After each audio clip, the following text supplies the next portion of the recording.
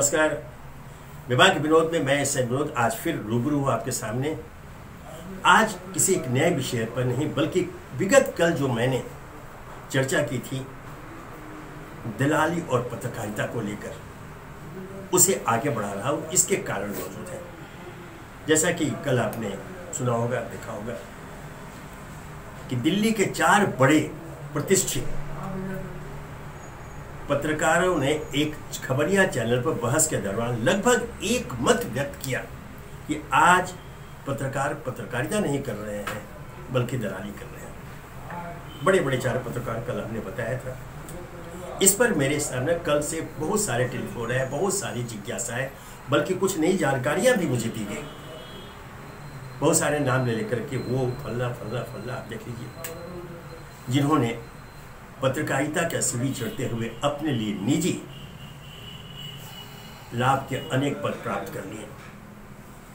उसी में मुझसे ये कहा गया कि जब आपने इस बात को बढ़ाया इस बात को रोकिए मत, आगे बढ़ाइए, ताकि कम से कम एकाध कुछ लोगों को तो हृदय में ये बात पहुंचे और स्वयं के आचरण में संशोधन करते हुए इस पवित्र पेशे पत्रकारिता की मर्यादा, उसके मान सम्मान को कायम रखें। नहीं तो आने वाली पीढ़ी हमें क्या कहेगी कि हमने क्या किया। आने वाली पीढ़ी हमारे नाम पर थूकेगी कि हमने भी पत्रकारिता नहीं की। ऐसी बहुत सारी बातें उसी में तब आगे बढ़ाते हुए मैं एक उदाहरण आज देना चाहूंगा। स्पष्ट कारणों से मैं नाम नहीं लूंगा, लेकिन जानकार जानते हैं। वो दिन था 80 के दशक का मध्यकाल, जब मैंने रांची से एक दैनिक पत्र की शुरुआत की थी। पत्र का प्रकाशन आरंभ हो चुका था, लेकिन नियुक्तियां चल रही थी। उसे समय हमारे 2 सहयोगी, एक सहायक संपादक और एक समाचार संपादक, एक बार मेरे पास आए। उन्होंने एक व्यक्ति विशेष का नाम लिया कि ये अभी बेकार हो गए हैं, मुंबई में नौकरी करते थे, छूट गई है, लेकिन हम लोग साथ कुछ जगह काम किया है। अगर अपने यहाँ चीफ सब एडिटर वगैरह में कहीं एकोमोडेट कर लेते तो अच्छा। मैंने कहा ठीक है, बुलाओ। उनको लेकर आए। 10 मिनट जो मेरी केबिन में बातचीत हुई, हमारे दोनों सहयोगी भी वहाँ मौजूद थे। उसके बाद मैंने उन्हें कुछ प्रतीक्षा करने को बाहर कहा और अपने दोनों सहयोगियों से पूछा कि अब तुम लोग बताओ। दोनों ने एक स्वर से कहा कि नहीं, ये हमारे यहाँ नहीं चलेंगे। अर्थात वो इंटरव्यू में रिजेक्ट हो गए। बात आएगी खत्म हो गई। उसके बाद वे कलकत्ता से प्रकाशित एक साप्ताहिक में चले गए थे। कोई पृष्ठ उनके पास था, देखा करते थे। उन्हीं दिनों झारखंड में एक बड़े राजनेता की दिन दहाड़े हत्या हो गई। झारखंड के टाटा नगर में एक बड़े राजनीतिक नेता की हत्या हुई। उस हत्याकांड को लेकर जो बातें उठी, उसमें यह हुआ कि तब तक ऐसा हुआ था कि मैंने जिस दैनिक का प्रकाशन शुरू किया था, एक सज्जन को मैंने पार्टनर बनाया था। बाद में कुछ विवाद हुआ, मैंने स्वयं को वापस विड्रॉ लिया, उनको सौंप कर मैं ही वापस हो गया वहां से। उसके तत्काल बाद की यह घटना है। वहां जो उस साप्ताहिक, कलकत्ता के जिस साप्ताहिक की चर्चा की जहां वो सज्जन गए थे, उस साप्ताहिक में आवरण कथा छपी उस हत्याकांड को लेकर, जिसमें जो हमारे पार्टनर बने थे, जो अब वो मालिक हो गए थे उस अखबार के, मेरी विड्रॉ करने के बाद, उनके नाम की चर्चा बार बार होती थी। शक की सुई उस रिपोर्ट के अनुसार उनकी तरफ घूम जाती थी बार बार। वो बेचैन हो गए, स्वाभाविक है। और वो साप्ताहिक बहुत ज़्यादा प्रसार था, उसका एक महत्व था, उसकी एक विशिष्ट पहचान थी। पत्रकारिता जगत में पाठकों के बीच में भी वो अच्छी पत्रिका मानी जाती थी। वो बेचैन हो गए। उन्होंने उन दिनों जो संपादक थे उस पत्रिका के, वो फिर 84 में वो चुनाव भी आकर लड़े थे। तो हमारे वो पार्टनर जिन्होंने उनको कुछ आर्थिक मदद भी की थी, उनसे संपर्क किया उन्होंने। फिर उन्होंने उसी स्टोरी पर फिर से स्टोरी करने के लिए अपने उस पत्रकार जिनको मैंने कहा जो आए थे, जो हमारे यहाँ रिजेक्ट हो गए थे चीफ सर्वेटर में, जो वहाँ रखा गया था, उनको भेजा। चूंकि वो झारखंड के रहने वालों के ससुराल थे, बताया रांची में, उनको भेजा स्टोरी करने के लिए। वो फिर आए और उन्होंने जो स्टोरी किया, चूंकि वो तो भेजा गया था, बताया गया, हमारे पार्टनर ने संपर्क किया था वहाँ संपादक से, वो भेजा गया था। उन्होंने जो स्टोरी की, अपनी ही स्टोरी, अर्थात उस पत्रिका में जो स्टोरी छपी थी, बिहार के जो ब्यूरो प्रमुख थे उनकी स्टोरी छपी थी, उन सारी बातों का खंडन करते हुए बिल्कुल एक नए रूप में एक नई कहानी सामने परोस दी गई पाठकों के सामने। विरोध स्वरूप उनके जो बिहार के प्रमुख थे, ब्यूरो प्रमुख थे, जिनके स्टोरी पर जिसका खंडन किया गया, उन्होंने इस्तीफा दे दिया। चूंकि यह पहली बार संभवतः हुआ है कि किसी पत्रिका का जो प्रदेश का प्रमुख है, उसी के स्टोरी को खंडन अपने ही वही पत्रिका अपने दूसरे संवाददाता से करवा देती है। उन्होंने इस्तीफा भी दे दिया। इन दिनों दिल्ली में है, काफी ख्याति प्राप्त पत्रकार के रूप में उनकी एक विशिष्ट पहचान बनी हुई है। बहरहाल जो मैं कह रहा था, ये स्थिति हुई। उसके बाद जब जैसे मेरी एक आशंका थी, जब हम लोगों का विवाद हुआ था पार्टनरशिप का, मैं बार बार कहता था कि चला नहीं पाएंगे, बेच देंगे, और हुआ वही। उन्होंने बेचने की सोची, कई लोगों से बातचीत किया। उसके बाद जब जिस संस्थान से जो अभी उस अखबार का मालिक है, उनसे जो बातचीत थे, उनके मालिक का एक दिन मेरे पास टेलीफोन आया नागपुर में कि विनोद जी ऐसा है कि फला फला, जो ने मेरे पार्टनर का नाम लिया, जो उस समय मालिक थे, अखबार को बेचना चाह रहा है। मैं लेने में दिलचस्पी कर रहा हूँ, लेकिन एग्रीमेंट देखा।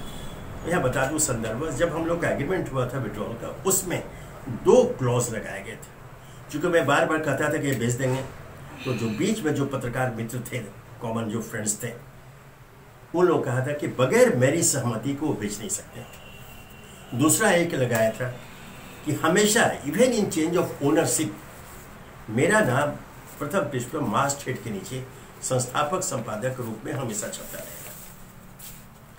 तो वो तो नहीं किया था, वो प्रिंट लाइन में वो छपता था, संस्थापक संपादक मेरे नागपुर माने के बाद भी छपता, वो छपता था। तो उन्होंने कहा कि अब मेरा कंसेंट है। मैंने कहा बिल्कुल ठीक है, क्या लिख के देना है मैं दे दूंगा। बल्कि उस समय उस अखबार के बहुत सारे जो मेरे सहयोगी वहाँ थे ही, उनके फ़ोन आए कि सर आप हस्ताक्षर नहीं करेंगे। मैंने समझाया कि देखो, ये लेंगे तो अखबार जीवित रहेगा, अन्यथा बंद हो जाएगा। तब उनके समझ में आया, वो अखबार का हस्तांतरण हो गया। लेकिन उसके पूर्व हमारे वो पार्टनर ने क्या किया, जो कलकत्ता की जिस पत्रिका की चर्चा की थी, उनके बचाव में जो स्टोरी किया था, जो सज्जन ने, उनको बुला करके संपादक बने। मतलब जो व्यक्ति चीफ सब एडिटर के पोस्ट के इंटरव्यू में रिजेक्ट कर दिया गया था, वो संपादक बने। और तब तक उस समय जो मुख्यमंत्री थे बिहार के, अखबार को बिल्कुल उनके गोद में, उनको झोली में डाल दिया। बिल्कुल वो जिसको दलालिया बोलते हैं, क्षमा, ये शब्द के इस्तेमाल के लिए मुझे बड़ी पीड़ा होती है, पत्रकार और पत्रकारिता को लेकर के ये शब्द का इस्तेमाल किया जाए। लेकिन चूंकि ये चर्चा शुरू होगी दिल्ली में और इस पर बहस आगे बढ़ेगी, इसलिए मैं इसे संदर्भवश इसे मैं उद्धृत करता हूँ। सोचिए, जो व्यक्ति उस अखबार में चीफ सब एडिटर के पोस्ट के इंटरव्यू में रिजेक्ट हुआ था, वो संपादक, उसको बना दिया, बेचने के पूर्व बना दिया, अब वो चलते रहे। उसके बाद अखबार को जो उन्होंने जो सत्ता को जो समर्पित किया, और जिस लाइन पर वो चले, वह जो अलग जो पहचान उस अखबार की बनी हुई थी, उसको जो विशिष्ट पहचान थी, एक निर्भीक निष्पक्ष दैनिक के रूप में, उस पर धीरे धीरे एक काली परछाई आने लगी। एक उदाहरण उस समय का देना मैं चाहूंगा। उन्हीं दिनों एक सीरीज छपी उस अखबार में कि बिहार में जो नए मुख्यमंत्री, जिनकी सेवा में अखबार को समर्पित कर दिया था, उनके बारे में, उनके आने के बाद कितना बदलाव हुआ, बिहार बिल्कुल बदल गया। उसी में एक स्टोरी आई थी, किसी लड़की का नाम लेकर जो विदेश पढ़ने गई थी और वर्षों बाद वो विदेश से वापस बिहार आई थी। उसके नाम से उसके मुंह में डाल कर स्टोरी थी कि बिहार कितना बदल गया, जब मैं गई थी क्या था और आज क्या है, आज ये परिवर्तन, ये परिवर्तन, वो परिवर्तन, वो स्टोरी थी। पटना में एक कार्यक्रम था जिसमें मुख्यमंत्री भी थे और सिद्ध लालू प्रसाद यादव पूर्व मुख्यमंत्री बन चुके थे, लालू प्रसाद यादव भी मौजूद थे। चूंकि वो पत्रकारिता संबंधित कार्यक्रम था, बहुत सारे पत्रकार भी थे और भरा हुआ था। लालू यादव के जो बोलने की बात आई तो वो उस अखबार का जिसमें वो श्री छप रहा था बिहार में परिवर्तन की, वो कुछ प्रति ले गए थे। उन्होंने दिखाते हुए कहा कि ये अखबार में छप रहा है बिहार कितना बदल गया। संपादक जी यहाँ मौजूद है, वो संपादक जिनकी मैं चर्चा कर रहा हूँ, जिस संदर्भ में दलाली और पत्रकारिता के संदर्भ में वो वहाँ मौजूद थे बैठे। लालू यादव ने कहा कि संपादक जी यहाँ बैठे हुए हैं, मेरी चुनौती है, मैं चैलेंज करता हूँ वो इस बिटिया को, उस अखबार में जो नाम छपा था जिस लड़की के, उसके नाम लिखे बोले इस बिटिया को ला करके खड़ा कर दे, मैं राजनीति से संन्यास ले लूंगा। एक बहुत बड़ी चुनौती थी। चूंकि मैं बता दूं कि पूरी की पूरी कहानी वो काल्पनिक थी, न कोई इस नाम की लड़की थी, न कुछ वैसा हुआ। पूरा हॉल जो है वो स्तब्ध रह गया।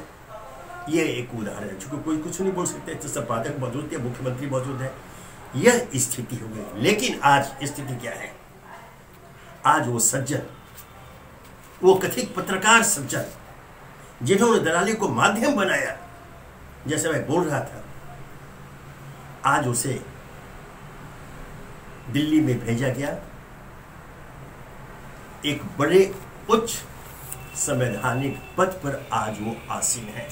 विशुद्ध रूप से उस मार्ग का वर्णन किया था जिसकी चर्चा, जिसकी आलोचना दिल्ली में 4 बड़े पत्रकारों ने की, अर्थात दलाली की। तो इस तरह अनेक नाम आपको मिल जाएंगे जिन्होंने इस मार्ग का वर्णन किया और निजी रूप से लाभान्वित होते रहे। लेकिन आज वो व्यक्ति जिसकी मैं चर्चा करूं एक संवैधानिक पद पर आसीन है। अब सोचिए कि वह व्यक्ति अपने कर्तव्य के साथ कितना न्याय कर पाएगा। क्या वह ईमानदारी पूर्वक संविधान वर्णित अपने दायित्व का निर्वाह कर पाएंगे? सब होने लगता है, क्योंकि उन्होंने जिस मार्ग का वर्णन किया उस पर चलते हुए आज इस पद पर बैठे हैं, तो क्यों छोड़ेंगे? स्थिति ये हो जाती है। और अभी जो ताजा खबरें आ रही है कि वो पुनः पाला बदलने अर्थात पार्टी बदलने की तैयारी में है।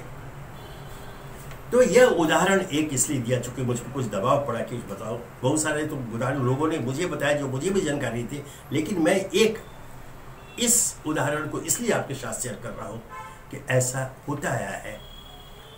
और दिल्ली में जिस खबर या चैनल पर बहस में पत्रकारों को दलाल निरूपित किया गया,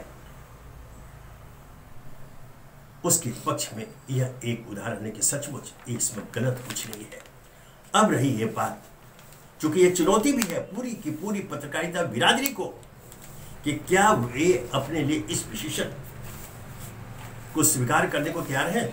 क्या वे एक दलाल के रूप में इस समाज में अपनी उपस्थिति दर्ज कराना चाहते हैं, या फिर पत्रकारिता के जो उच्च मानदंड है, जो अपेक्षा समाज को पत्रकार और पत्रकारिता से है, उसकी पूर्ति करेंगे? यह एक चुनौती है।